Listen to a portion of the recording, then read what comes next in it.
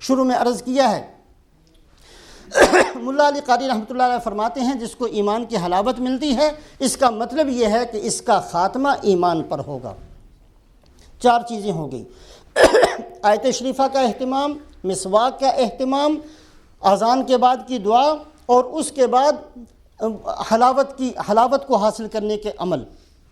5ویں چیز، لَإِن شَكَرْتُمْ لَأَزِيدَنَّكُمْ وَلَئِن كَفَرْتُمْ إِنَّ عَذَابِي لَشَدِيدٌ۔ مفسرین فرماتے ہیں قرآن پاک کی آیت شریفہ کے اندر اللہ نے فرمایا اگر تم میری نعمت کا شکر ادا کرو گے میں وعدہ کرتا ہوں اس نعمت کو بڑھا دوں گا۔ ایک آدمی کو نعمت ملی ہے مال کی، وہ مال کا شکر ادا کرے گا اللہ کی طرف سے مال بڑھ جائے گا۔ شکر ادا کرنا کس کو کہتے ہیں؟ شکر یہ نہیں ہے شکر ہے شکر ہے شکر ہے، اس کا نام شکر نہیں۔ شکر 4 چیزوں کے مجموعے کا نام ہے۔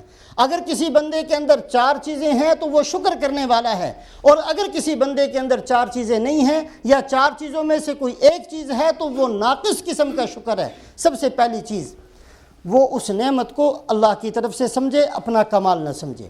اگر کوئی بندہ نعمت کا شکر کرتا ہے پہلی چیز یہ ہے اس کو اللہ کی نعمت سمجھے، اپنا کمال نہ سمجھے۔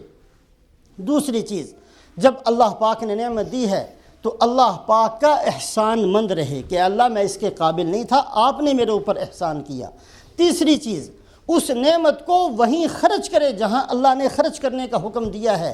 اور چوتھی چیز، اس نعمت کو وہاں خرچ کرنے سے روک دے جہاں اللہ نے خرچ کرنے سے روکا ہے۔ جو بندہ ان 4 چیزوں کا اہتمام کرتا ہے وہ شکر کرنے والا۔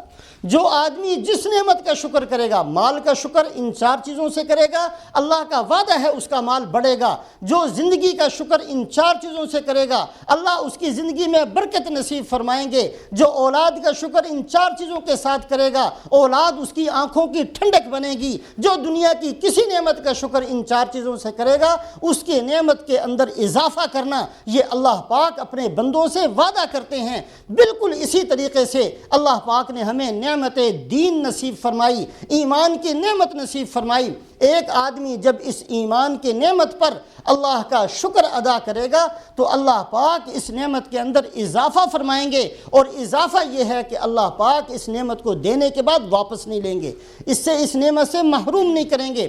اور یہ شکر کا کرنا اتنی اونچی نعمت ہے اور اتنا اونچا حکم ہے۔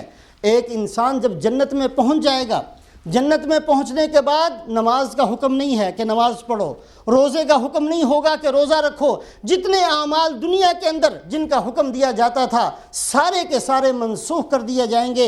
نماز کی چھٹی اور روزے کی چھٹی اور حج بھی جنت کے اندر نہیں ہوگا، اور صدقہ اور خیرات کی بھی چھٹی ہو جائے گی۔ ساری چیزیں جو دنیا کے اندر جن چیزوں کا حکم تھا سب کی سب ختم کر دی جائیں گی، لیکن اللہ کی نعمت کا شکر ادا کرنا یہ جنت کے اندر بھی باقی رہے گا۔ وَنَزَعْنَا مَا فِي صُدُورِهِم مِّن غِلٍّ تَجْرِي مِن تَحْتِهِمُ الْأَنْهَارُ وَقَالُوا الْحَمْدُ لِلَّهِ الَّذِي هَدَانَا لِهَٰذَا وَمَا كُنَّا لِنَهْتَدِيَ لَوْلَا أَنْ هَدَانَا اللَّهُ۔ جنت والے آپس میں بیٹھیں گے تو اس وقت بھی یہ کہیں گے کہ اے اللہ تیرا شکر ہے، ہم اس قابل نہیں تھے، تو نے ہمیں مسلمان بنایا۔ اے اللہ تیرا شکر ہے تو نے ہمیں ایمان کے ساتھ موت نصیب فرمائی۔ اے اللہ تیرا شکر ہے کہ تو نے اپنے فضل کے ساتھ ہمیں جنت نصیب فرمائی۔ تو جنت کے اندر پہنچنے کے بعد نہ نماز ہوگی، نہ روزہ ہوگا، نہ صدقہ خیرات اور نہ حج اور کوئی چیز ہوگی۔ شکر کا کرنا نعمتوں پر یہ جنت کے اندر بھی باقی رہے گا۔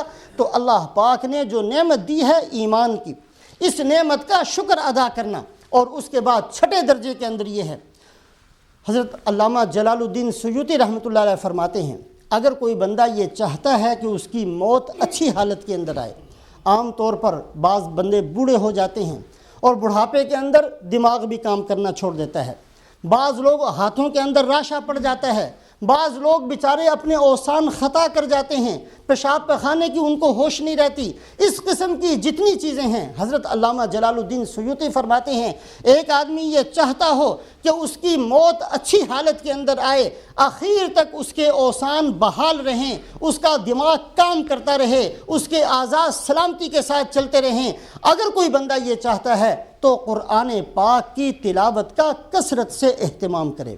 جو آدمی کثرت سے قرآن پاک کو پڑھے گا انشاءاللہ وہ عمر کے کسی بھی حصے میں پہنچ جائے، 100 سال سے زائد اس کی عمر ہو جائے، لیکن اس کی موت تک اللہ پاک اس کے دماغ کو بھی ٹھیک رکھیں گے، اللہ پاک اس کے اوسان کو بھی ٹھیک رکھیں گے، اللہ پاک اس کے اعضاء کے اندر سلامتی بھی نصیب فرمائیں گے۔ بالکل ماضی قریب کے اندر ہمارے ایک بزرگ تھے، 100 سے زائد عمر کے اندر ان کا انتقال ہوا، مولانا سعید احمد خان صاحب، اور ان کی عادت ہمیشہ سے جو ان کے ساتھ رہنے والے وہ یہ کہتے ہیں کہ جتنا عشق تھا حضرت مولانا کو تلاوت کے ساتھ، ہر وقت قرآن پاک ان کے ہاتھ میں، جب کوئی کام کیا فارغ ہوئے فوراً قرآن پاک کی تلاوت کو شروع کر دیا۔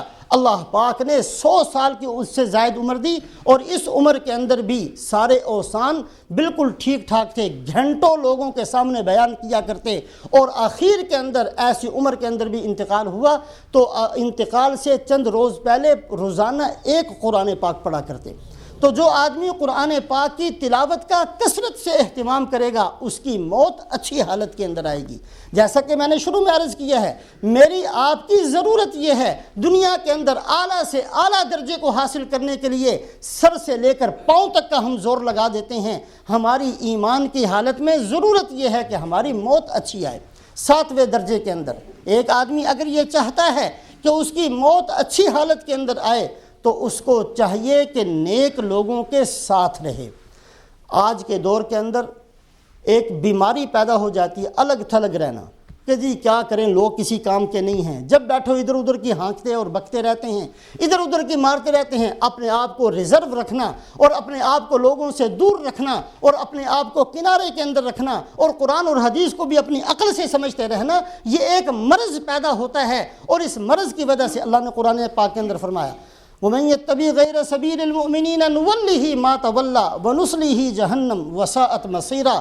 جو آدمی ایمان والوں کو چھوڑ کر الگ ایک راستہ اختیار کرے گا ہمیں بھی اس کی کوئی پرواہ نہیں ہے، وہ جدھر بھٹکتا ہے بھٹکتا چلا جائے۔ اس میں کوئی شک نہیں کہ آج مسلمانوں کے اندر بے شمار عیوب موجود ہیں۔ کون ہے ہم میں سے جو یہ کہہ سکے جی میں عیب سے خالی ہوں؟ ایک خوبی نظر آئے گی تو 1000 عیوب نظر آئیں گے، لیکن ہم کہاں سے لے کر آئیں جنید بغدادی کو؟ آج کے دور میں شبلی کو کہاں سے لے کر آئیں؟ ذوالنون مصری کو کہاں سے لے کر آئیں؟ جب یہ بات مسلم ہے اور ہر آدمی اس کو تسلیم کرتا ہے کہ ضعف اور کمزوری ہر چیز کے اندر آج ہے۔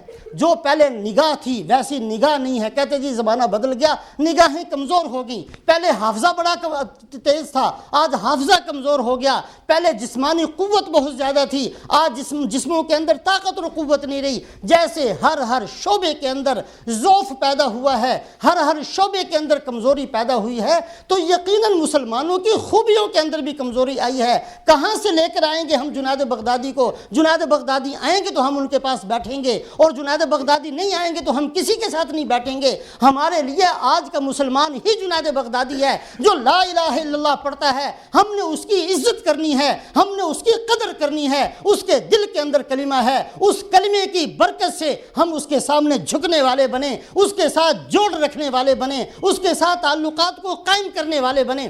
حضرت سلطان ابراہیم ابن ادہم رحمۃ اللہ علیہ بہت بڑے اللہ کے بزرگ ہیں، قصہ مشہور ہے ان کا۔ اپنی حکومت چھوڑ کر اللہ پاک نے ان کو ولایت نصیب فرمائی۔ ایک دفعہ جا رہے تھے، راستے کے اندر دیکھا کہ ایک شرابی ہے، اس نے بہت زیادہ شراب پی جس کی وجہ سے راستے میں گر گیا، اور اس کے منہ کے اندر سے جھاگ اور گند نکلنا شروع ہو گیا۔ ایسی حالت میں پڑا ہوا ہے، لوگ ادھر ادھر سے گزر رہے ہیں، کوئی اس کی طرف توجہ نہیں کر رہا۔ حضرت ابراہیم ابن ادہم رحمۃ اللہ علیہ وہاں کھڑے ہو گئے، اور کھڑے ہو کر اس کو اٹھایا، اپنی گود میں لٹایا، پانی لا کر اس کے منہ کو دھویا اور اس کو صاف کیا۔ جب اس بندے کو ہوش آیا، اس نے دیکھا کہ میں ایک شرابی اور اتنا گیا گزرا آدمی اور اتنا بڑا زمانے کا ولی وہ میرے ساتھ یہ معاملہ کرتا ہے، اس کی آنکھوں سے آنسو آ گئے۔ کہا کہ حضرت آپ نے میرے ساتھ یہ کیا کیا؟ مجھے تو ایک عام آدمی بھی حقارت سے تھوک دیتا ہے میرے چہرے پر اور نگاہ کو ہٹا کر گزر جایا کرتا ہے، آپ نے میرے ساتھ یہ معاملہ کیا؟ کہا کہ میں نے صرف اس لیے کیا کہ تم میرے اللہ کا بندہ ہے۔ جب میرے اللہ کا بندہ ہے، جو محبوب ہوتا ہے، محبوب کی چیزیں بھی محبوب ہوتی ہیں۔ اللہ پاک میرے محبوب ہیں، میرے اللہ نے تجھے پیدا کیا ہے، میرے اللہ نے تیرے دل کے اندر کلمہ رکھا ہے، تو جو کچھ بھی ہے، لیکن اللہ کی وجہ سے میں تیرے ساتھ محبت کا معاملہ کرتا ہوں۔ جب اس کے ساتھ یہ معاملہ کیا، اللہ پاک نے اس شرابی کو بھی ولایت کا بہت اونچا درجہ نصیب فرما دیا۔ عام طور پر اصول یہ ہے کہ ولایت بغیر محنت کے نہیں ملتی۔ حضرت ابراہیم ابن ادہم رحمۃ اللہ علیہ نے اللہ پاک سے سوال کیا کہ اے اللہ، اس بندے کو بغیر محنت کے آپ نے اتنا اونچا درجہ دے دیا۔ اللہ پاک نے فرمایا انت غسلت وجہہ لاجلی وانا غسلت قلبہ لاجلک، اے ابراہیم جب تو نے میری لاج رکھ کر میرے اس بندے کا منہ دھو دیا تو میں نے تیری لاج رکھ کر اس کا دل دھو دیا۔ اس بات کو سامنے رکھ کر کہ میرے بندے نے اگر یہ کیا تو میں بھی اس کو نوازتا ہوں۔ جب تو نے میرا خیال کر کے میرے بندے کے ساتھ یہ معاملہ کیا تو تیرا خیال کر کے میں نے اس کو ولایت نصیب فرما دی۔ میرے محترم بزرگوں اور دوستوں، آج مسلمانوں سے الگ رہنے کا دور نہیں ہے، اکٹھے رہنے کا اور ایک دوسرے کی غلطیوں کو برداشت کرنے کا دور ہے، ایک دوسرے کی غلطیوں کو معاف کرنے کا دور ہے۔ اپنے دل گردے کو بڑا رکھنا چاہیے۔ اگر کسی مسلمان سے غلطی ہے تو ہم کون سا پاک صاف ہے؟ اس کے اندر ایک ہے، ہمارے اندر پتہ نہیں کتنی ہیں۔ اس کی ایک نظر آتی ہے جو ہمارے سامنے ہے، لیکن اپنی ساری زندگی کے گناہ تو میرے اپنے سامنے ہیں۔